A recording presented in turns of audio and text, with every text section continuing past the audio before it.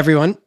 This week, we are bringing you a rerun of an episode I really enjoyed. This is from last December. It was a conversation with my friend Brian Janous, who is the co-founder of Cloverleaf Infrastructure. Prior to that, ran energy at Microsoft.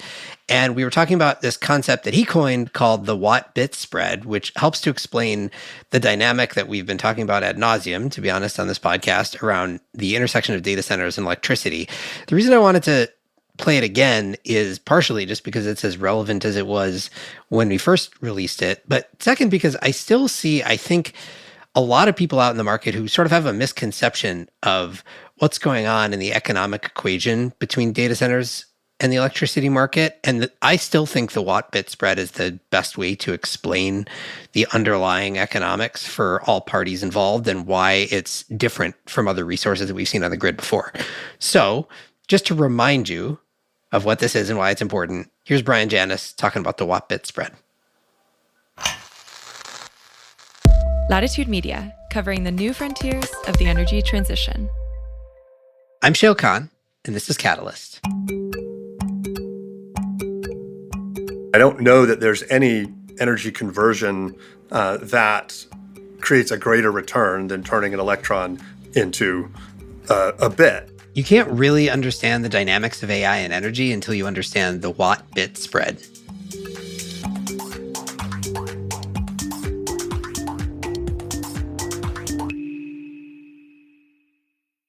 Imagine a world where connected devices like EVs, home batteries, and smart thermostats work together to support a more efficient, reliable, and affordable power grid.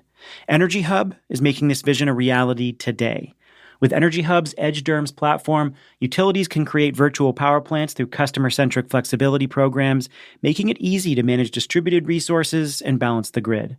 Unlock grid flexibility and reliability through cross-DER management with Energy Hub, the trusted EdgeDERMS leader. Visit energyhub.com to learn more. Catalyst is brought to you by Antenna Group, the communications and marketing partner for mission-driven organizations developing and adopting climate solutions. Their team of experts help businesses like yours identify, refine, and amplify your authentic climate story. With over 3 decades of experience as a growth partner to the most consequential brands in the industry, their team is ready to make an impact on day one. Get started today at antennagroup.com. Need to accelerate procurement for an upcoming solar or storage project? ANSA is your best source of intel to stay on top of current policy, tariff, domestic content, and supply chain issues. ANSA's team of experts is available to help you adjust procurement strategies, secure safe harbor products, and find existing inventory in the U.S. as policy continues to evolve. Learn more about ANSA's subscription and service options to help you navigate an uncertain market at go.ansarenewables.com/latitude. I'm Shail Khan. I invest in revolutionary climate technologies at Energy Impact Partners. Welcome. All right, so the world of energy is usually one where change occurs kind of slowly, but once momentum builds, it becomes this incredibly powerful force that changes the world. Just taking one example of that, let's talk about the rise of natural gas for power generation in the US, which has been a big story. But in the year 2000, natural gas made up about 17% of power generation here in the US. By 2020, it was 40%. So by the standards of this market, that's a seismic shift. But that's also 20 years to get a 2.3x market share growth. Contrast that with the pace of change that we're seeing today in the AI landscape, and you can start to understand where the nexus of these two things, compute and power, is showing all sorts of tension. We've talked about it before on this podcast numerous times. It's emerged as clearly the biggest issue in the electricity sector right now, and arguably one of, if not the biggest issue in the AI sector as well. But amidst the frenzy and the hype, of course, what I feel like has been missing is sort of a unified narrative of what's actually going on and the underlying drivers of everybody's behavior. Yes, utilities are inundated with large load requests. And yes, access to power is probably the critical driver of data center growth today. But what is defining the amount of growth that we should expect to see? What is defining how those customers will pay and how much they're willing to pay, and whether it is sustainable, what they are building right now? My friend Brian Janous has a theory on this that he calls the watt-bit spread. He wrote a really good piece on this on LinkedIn a while back that I encourage you to check out. I found it to be a pretty helpful heuristic as I read news articles and talk to folks who are in this industry day to day. So I wanted to talk through it with him. Brian is, of course, the co-founder of Cloverleaf Infrastructure, which develops power-ready sites for large loads like data centers. But he previously spent over a decade as the VP of Energy at Microsoft. Here's Brian. Brian, welcome back. Thanks, Shell. Appreciate you having me. All right, so I was thinking about this the other day. Once in a while, you talk to somebody who has been like toiling on a thing or working on a thing, I guess, for a very long time that was sort of out in the outskirts of importance of some market, or at least in the general public's understanding, and has been building up this big base of experience and knowledge in that space. And then all of a sudden, like something happens in the world and it rockets to the epicenter of everybody's attention. I feel like that's you, right? You've been like focused on like data centers and energy for what, 12 years or something like that? Yeah, well, 13 years at least. Yeah. And it's been like, maybe it wasn't, I don't know, you could tell me, right? Maybe it wasn't a momentary like, oh my God, all of a sudden this is the thing. But it's certainly been, I don't know, the slope has curved upwards for the past couple of years at least. And I'm curious what that experience has been like for you. Yeah, I mean, I remember when I first joined Microsoft, and it was actually right about this time, 2011, it still wasn't even clear to me why that job existed. I really thought maybe I would do it for a couple of years and then go on and find something else to do, because, I mean, who really wanted to be the energy person at a tech company? Didn't even really understand why that was that important. And you were a cost center, right? Yeah, we were just a cost center. We were just paying utility bills. Wasn't particularly strategic, for the company. And I remember I used to tell people on my team, or when I'd be recruiting people, I was like, this is a really cool job. It's great working for a tech company, but energy is never going to be office. Like, no one's going to ever think about it that much. And I remember an old manager telling me, Steve Ballmer probably thinks about energy for 1 minute a year. And I was like, yeah, that sounds about right. That's probably all the headspace he needs to give it. I certainly would wager to say Satya's thinking about energy a lot more than 1 minute a year. It truly has become existential for anyone who is, whether you're a big tech company or whether you're a provider of infrastructure into the space, whether you're selling GPUs or equipment that goes in data centers, the ability to acquire the energy needed to build out this infrastructure has become so critical to any industry that touches cloud and AI. Yeah. All right. So you're now at the epicenter of this madness. And we've talked before on this podcast a little bit about it, but it's been a little while. And so I guess I want to start by bringing us up to speed on what you're seeing in the trenches, so to speak, today. Like what's changed over the past, 6 to 9 months at this nexus of data centers and energy? Well, the market is still clearly very hot. I mean, there's huge demand for data center capacity, though there is a caveat in there in that I feel like a lot of the big players right now are struggling with something very similar that we struggled with back in the 2010s when we were building out cloud infrastructure, which is exactly how much infrastructure should any one company build, because you're sort of building for your own stack. Because keep in mind, like Microsoft and Meta, they're not Equinix, right? They don't build data center capacity and then lease it out. I mean, they're largely running first party platforms.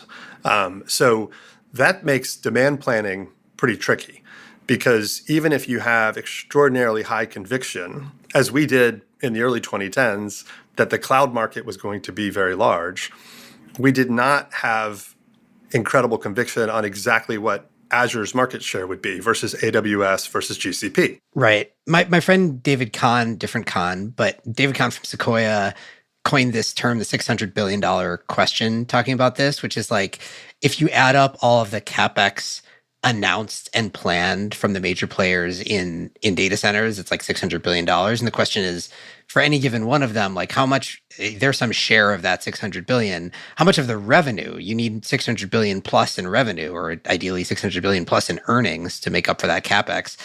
How much of that can they attain? And so there's like it's a classic, you've got a land grab combined with a tragedy of the commons, right? And like figuring that out is super hard. It's really hard. And what happened during the 2010s is you had the colocation market sort of fill the gap, because every company underinvested in their infrastructure, which is why Microsoft and Amazon and Google leased capacity from the likes of Vantage and CyrusOne and Equinix.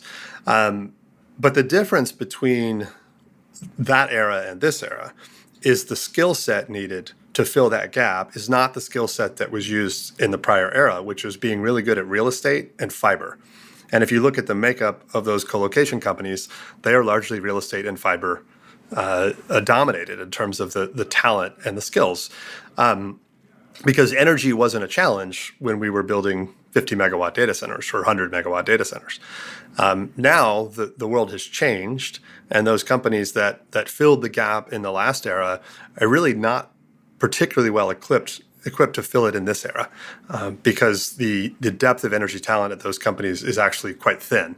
And so it's really changed the problem set to being not solving for, can I find real estate in some proximity to Northern Virginia, but where can I get a gigawatt of power, which is a completely different challenge. Does it turn out, we've talked about this before, right? Like on the stack ranked list of important factors in data center siting, power shot to the top and remains at the top now.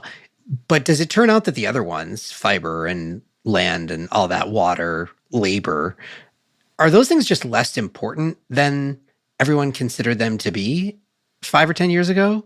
Or are they just as important and there just happens to be one thing that's more important than the rest of them? I mean, I think they're all still important. I mean, we're still going to have demand for services with low latency. In some ways, labor has actually become more important in that if the data centers we're building today are 10x the data centers we were building just a few years ago, the amount of construction labor required is enormous. And so I think in a lot of ways, people are underestimating the importance of labor. And that is going to become a challenge because there has been this tendency to say, well, we'll just go out in the middle of nowhere and build these giant data centers, which because of the power problem, right? Like Northern Virginia is densely populated, but middle of nowhere, southwestern United States, where you might have a gigawatt of power capacity, is not. Right. But if too many people try to do that all at once, you're going to create a labor problem. And you're going to have significant delays in getting a lot of this infrastructure stood up. Yeah. Yeah. All right. So it's clearly still dynamic. I mean, I think I sort of interrupted you, but you were basically saying like it's still a hot market. Everybody's trying to build still. I mean, if you're a power provider, you're still getting inundated with large load interconnection requests, more so than ever, perhaps.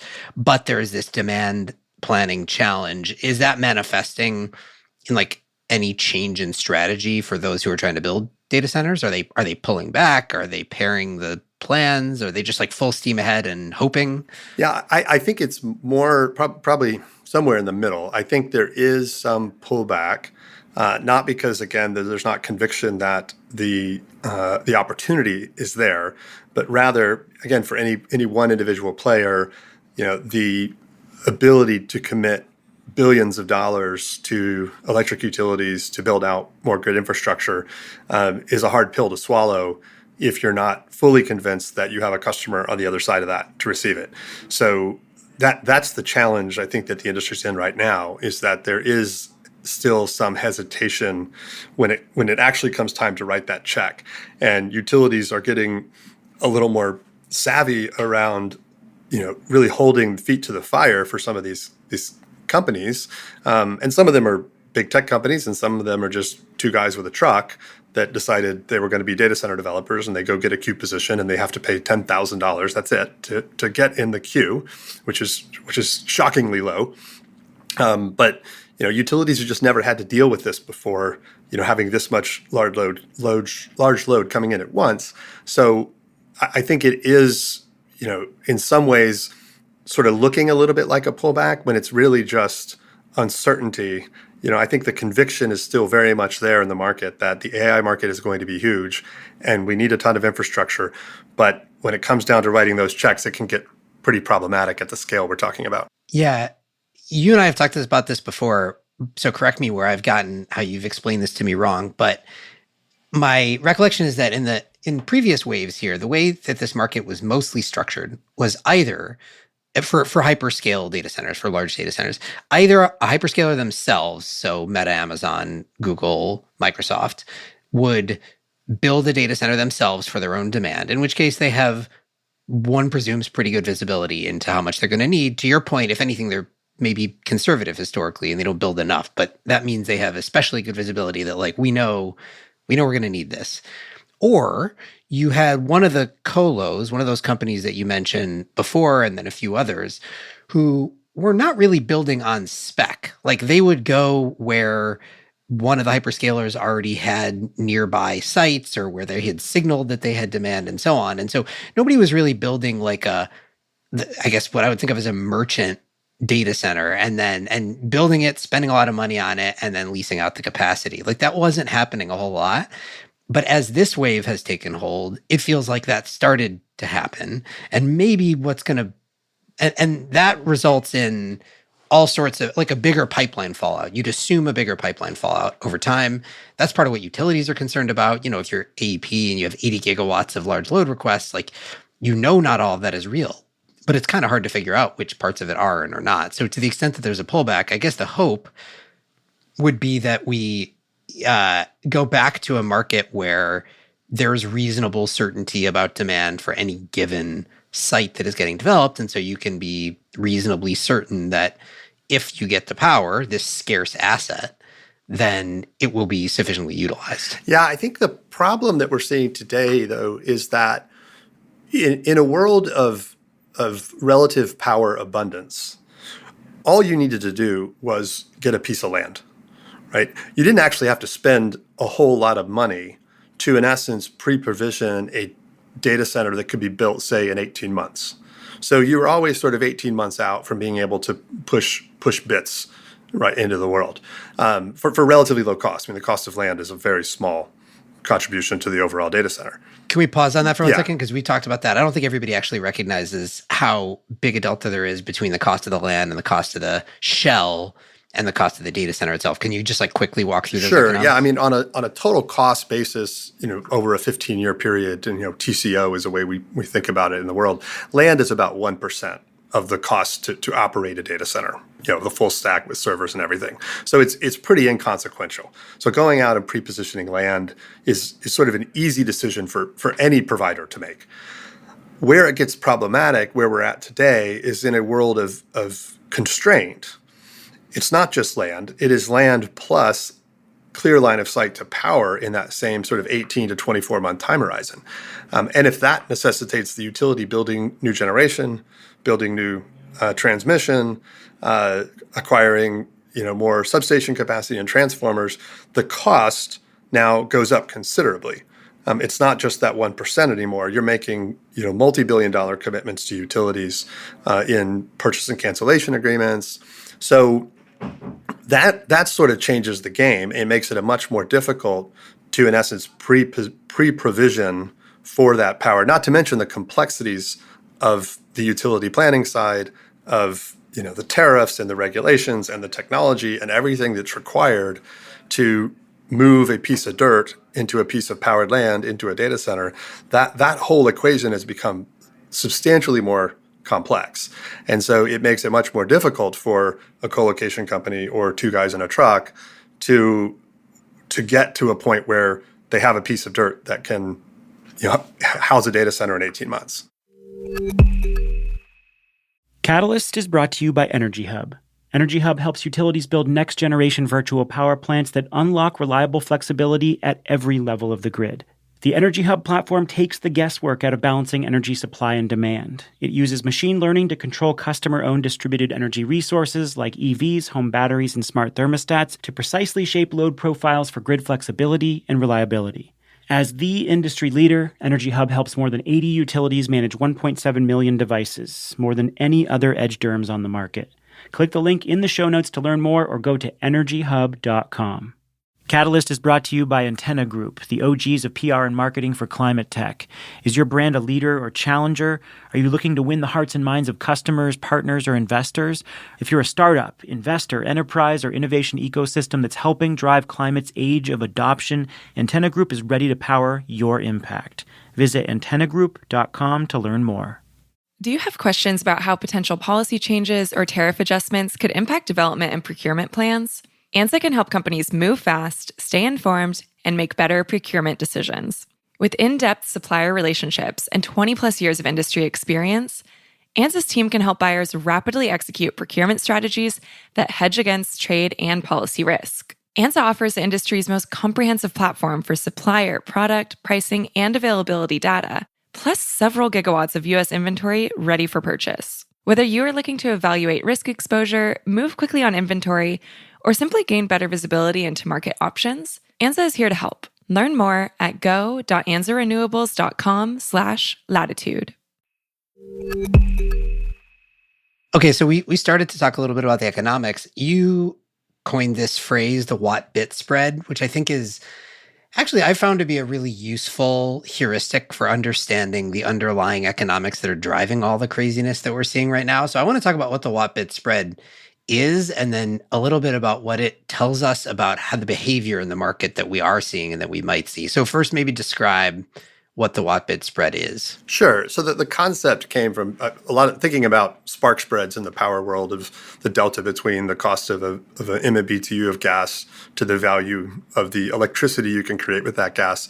And it's the same concept here, is that the entire data center ecosystem is really about taking watts and turning them into bits. And so there's a value in that conversion, that energy conversion from electrons to light.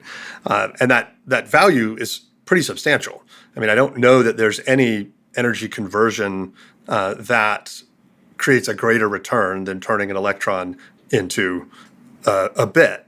And so, not to mention the fact that the ability to acquire and collect those electrons then in some ways creates a moat against other folks that would want to try to do the same thing. So the more electrons that you can get a hold of, especially in the AI world, the more value you can create, because you can create bigger training models and you can deploy more inferencing.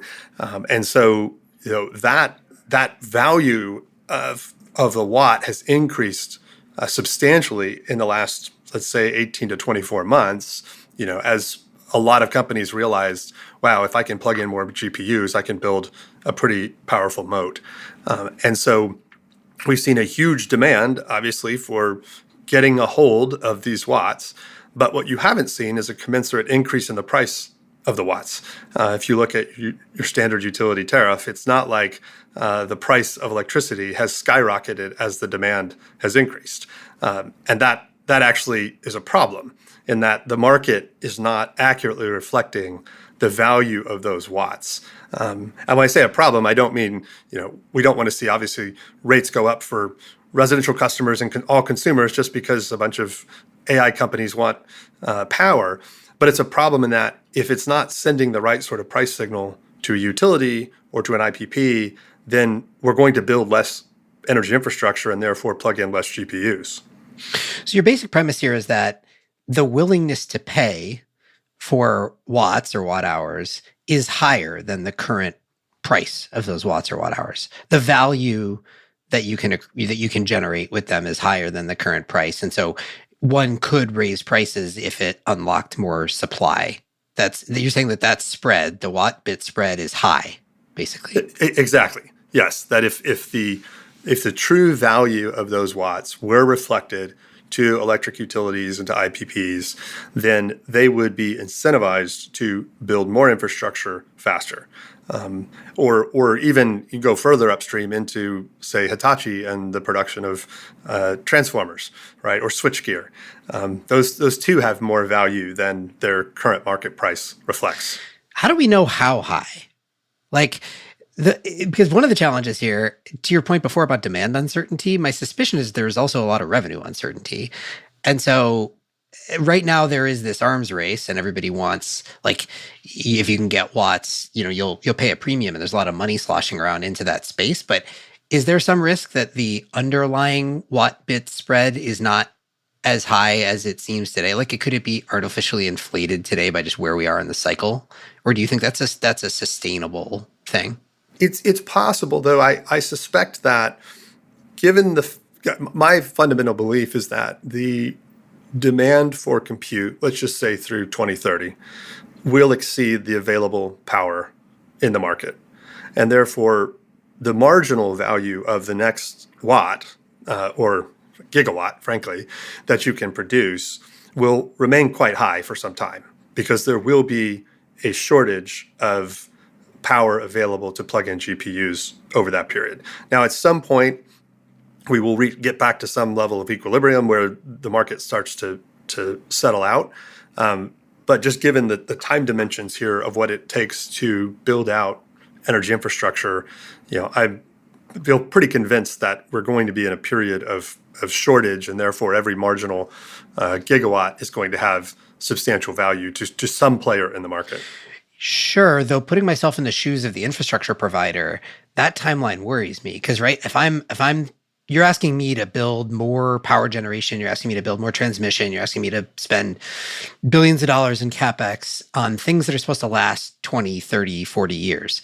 And if we have visibility and good certainty into willingness to pay out to 2030, I mean, I'm going to generate 2-3 years of value at that price by the time I actually build anything out. And so I need to feel as the infrastructure provider that I have pretty high confidence these assets I build are not going to be stranded or overpriced or whatever. Like the economic value proposition that I'm offering is sound for a longer time into the future than that. And that feels like it's where there's a little bit of a disconnect in the market. I think there's a couple of places where there's a disconnect in the market because it's easy to just say, okay, well, like raise prices, build more, use that money to build more infrastructure, and everything is going to get solved here. But as you know as well as I do, like this market, the electricity market, is not structured entirely that way. So one of the ways in which I feel like there's a disconnect is just on that timeline. So I wonder how you think about how do you incentivize the construction of new long-term infrastructure for an uncertain market? Yeah. So when I say that the way I think about the spread is it's really about the value of capacity in a given year, right? So the value of a megawatt in 2027 is worth more than a value of a megawatt in 2032, because there's an assumption that by 2032, power will probably be more abundant, that will have sort of run through this cycle. So the real question of like how you monetize this in a way that's rational for all actors is, as a utility, I should look for ways to make investments in my system that allow me to accelerate the delivery of capacity and find entities that are willing to pay for that capacity in a given year at a higher price relative to delivery in 5 years later. That doesn't mean they're paying on a per megawatt hour basis more forever, but it means they're paying, in essence, higher demand charges to recover the cost of that infrastructure, so that they can get plugged in sooner, because that load's not going to go away. I mean, data centers don't really get turned off. Like once you have the customer, they're going to be there. So that investment will be, in the utility parlance, used and useful, for its useful life. It's really about the timing of when I deliver that first electron. That's what's sort of being mispriced right now. You also, when you put together this watt bit spread piece, described it in terms of manufacturing theory in a way that I thought was useful to think about how different actors in this equation are thinking of it in different economic terms. So can you walk through who is operating how? Yeah. So in terms of manufacturing, there's sort of two different models. One is sort of lean manufacturing, which says hold as little inventory as possible. Everything's about just in time, and then if lead times extend to deliver, that's fine. The customers will just have to wait, but we're going to improve margins by not having a bunch of excess inventory. There's another model, which is the theory of constraints, which says no, what you need to focus on is throughput. That's how you create enterprise value, and therefore you need to find areas of the supply chain or the manufacturing process that tend to become constrained, and make sure that you're always building extra capacity. So more labor, more overhead for those particular points of the system. So if I'm downstream in the system, so I'm data center operators, I'm cloud providers, I'm NVIDIA, I'm OpenAI, I'm very much thinking about the world in terms of theory of constraints, because again, the cost of the base infrastructure for my end product is actually really low. When I say base infrastructure, I'm talking about land, power, a data center shell. Those things are relatively inexpensive in the grand scheme of operating, my business. So I would be willing to pay a premium for those things to go faster. Now, if I hop over into the utility world, again, going back to what we were talking about just before, a utility sells an electron in 2027 for the same price it sells it in 2030. So what is the incentive the utility has to go faster? What's the incentive the utility has to stockpile 345 kV transformers? None. All they do is say, well, okay, lead times are longer. So it used to be that I could connect a customer in 2 years, and now it's 7 years. And that's okay in sort of the utility world, right? Now, it's not ultimately in their best interest. They should want to go faster and get more customers, but their business model is not designed in such a way to operate in this sort of theory of constraints sort of world. I think that's mostly true, though. I think people, I know you know this, but a lot of people don't appreciate all of the constraints, not to reuse that term in a different context, that utilities have on them. And so they're thinking about, like, yes, they're incentivized, generally speaking, to invest in CapEx, to spend CapEx and earn their regulated rate of return on that CapEx, and then minimize costs so that the profits they actually gain are as high as possible. But they are subject to regulators who, are unique and specific and have different things that they require. They also, have to place the highest premium on reliability and resiliency and all these things. It doesn't necessarily cut entirely against what you were saying, but I think what my experience of watching this all play out over the last couple of years has been, okay, a bunch of huge customers started showing up on utilities' doorsteps faster than they ever had before. Utilities started by saying, okay, I'll put you through my normal process, which led to, okay, lead times are getting longer and longer and longer, but they're adjusting to that now. And so I'm curious what you think about, like, we've seen some of this publicly. There was a settlement recently, I can't remember which utility, in MISO territory, between a bunch of the hyperscalers and the utility around what a new large load interconnection protocol, I guess, would look like. Like, I think we're starting to see more innovation around this, and I'm curious what you've seen out there so far and what you think it should look like. Yeah, I mean, there's definitely been some work that utilities done. AEP certainly has been a leader in this around focusing on guaranteeing cost recovery for that. I mean, going back to what the issue you were talking about before is, if I build this, you better come. Like, you better show up, and I'm going to hold you to some minimum amount, some minimum take or pay for what I build. And that's caused some consternation, again, with the hyperscalers, because going back to what we were talking about before, they don't have perfect visibility into their future demand. And so, if they have to sign up for long-term agreements that guarantees some minimum payment, that's a little problematic. But that to me is just sort of the blocking and tackling that has to happen when you're going through this like new wave of actual electric demand growth. Utilities obviously are going to be conservative. They're going to want to guarantee that cost recovery.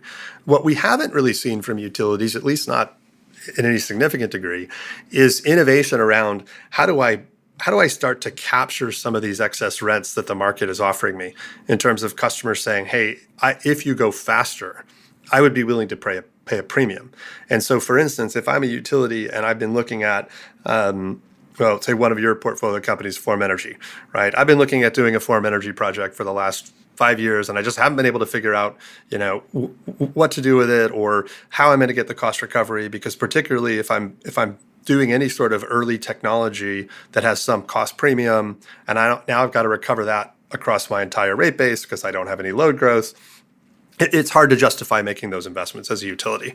But now today, if I can look at a suite of technologies that maybe were on my 5-year roadmap, to say, well, how would a Form Energy battery, or how would a line vision dynamic line rating deployment allow me to accelerate the delivery of electrons to a particular subset of customers who are willing to pay to get power sooner.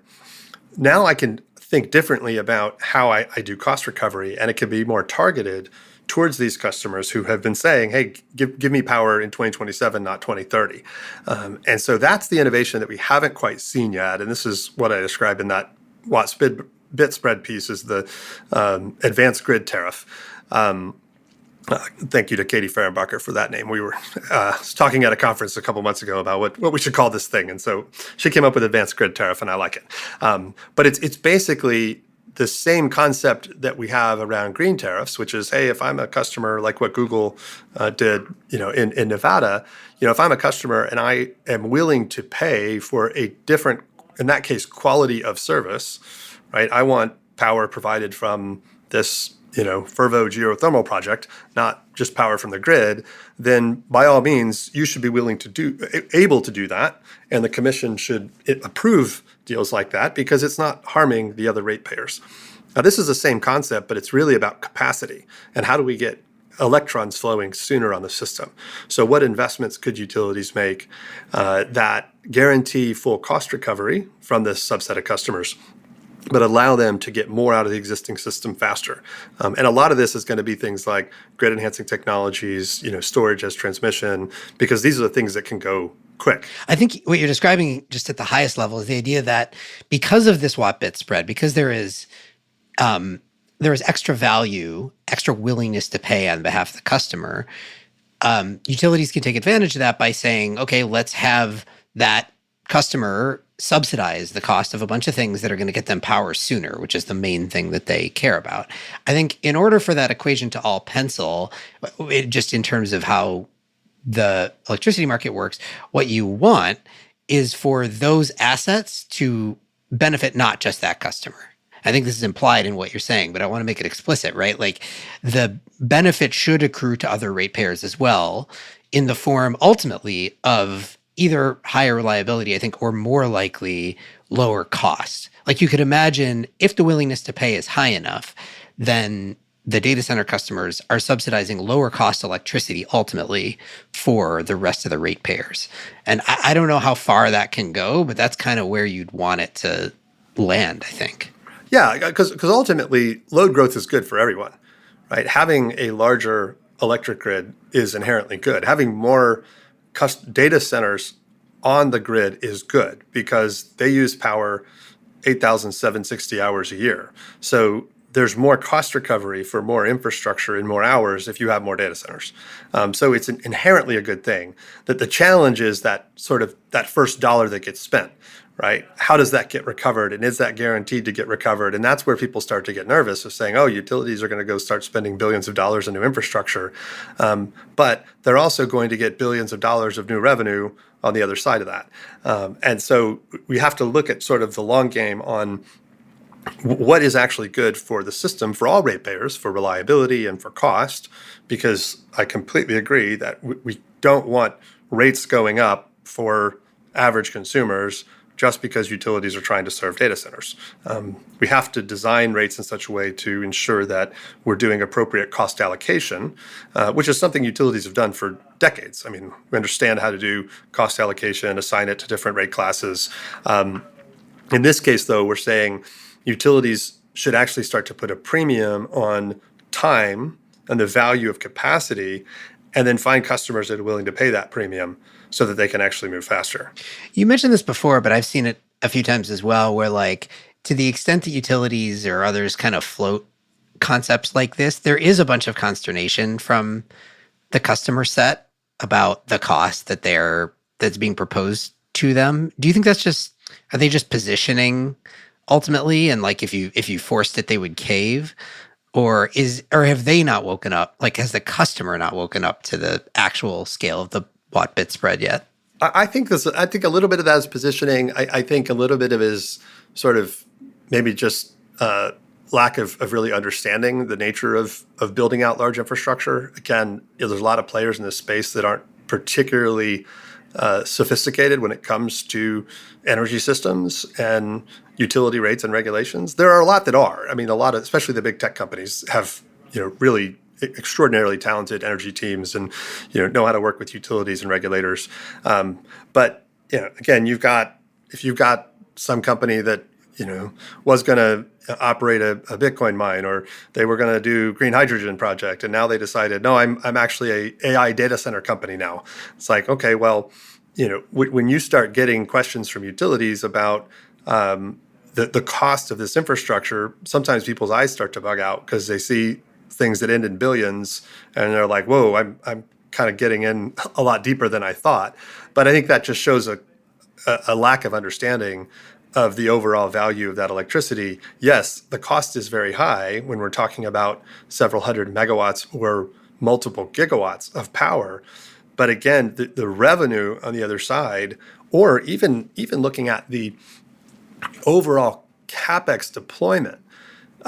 So the cost of a data center today, in terms of the full stack CapEx deployment, all the way through GPUs, is about 25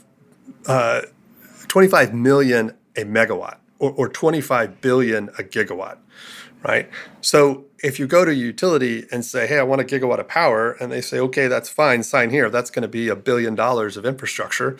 Yeah, that sounds like a big number, but in the context of the 24 billion that are going to follow it in terms of capital deployed, it's actually not that big. So you just really have to understand it in the full context of the CapEx deployment opportunity.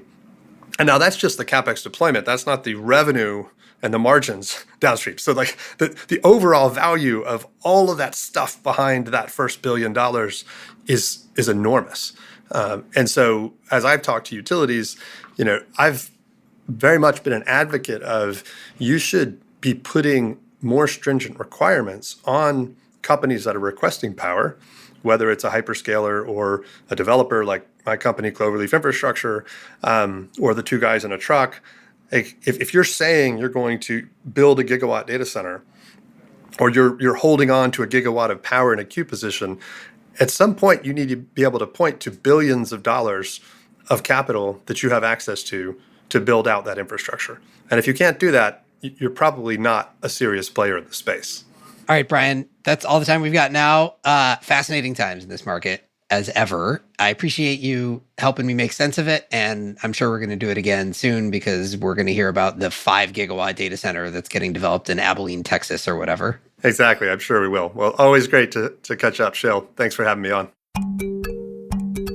Brian Janous is the co-founder and chief commercial officer at Cloverleaf Infrastructure. This show is a production of Latitude Media. You can head over to latitudemedia.com for links to today's topics. Latitude is supported by Prelude Ventures. Prelude backs visionaries accelerating climate innovation that will reshape the global economy for the betterment of people and planet. Learn more at preludeventures.com. This episode was produced by Daniel Waldorf, mixing by Roy Campanella and Sean Marquand, theme song by Sean Marquand. I'm Shale Khan, and this is Catalyst.